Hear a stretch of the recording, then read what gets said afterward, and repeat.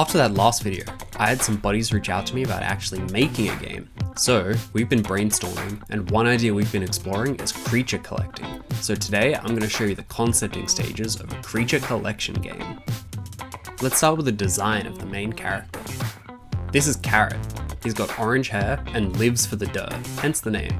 He likes exploring for bugs and fish and catching them above all else. Carrot probably lives on a tiny island, maybe in a small village. I'm not sure yet, gotta work that out.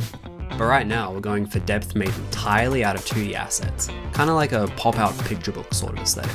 If you know the game Cult of the Lamb or Don't Starve, it'll have a similar feel to those.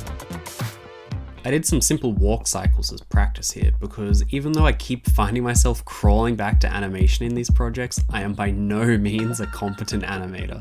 I have a lot to learn. Coming up next will be some character turnarounds. The point of these was to get a feel for the proportions our little guy is going to have in game, also to help figure out which animations I'm going to need for the walk cycles.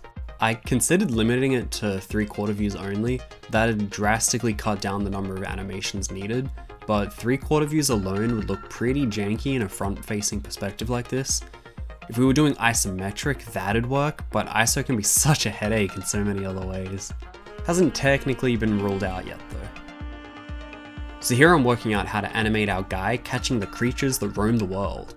I initially imagined it with a swing of the net overhead because I thought that'd be kind of dynamic and fun, but what I realized was that it was going to take 5 sets of different animations for each possible angle, and that's a no-go. Working on a project like this, you need to keep it manageable.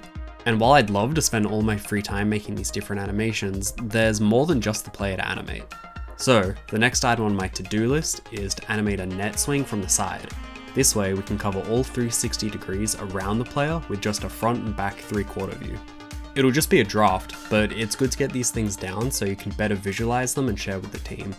Quick side note here, I didn't realistically expect those last 2 videos to do as well as they did, so big thank you to everyone that stuck around, that's kinda huge.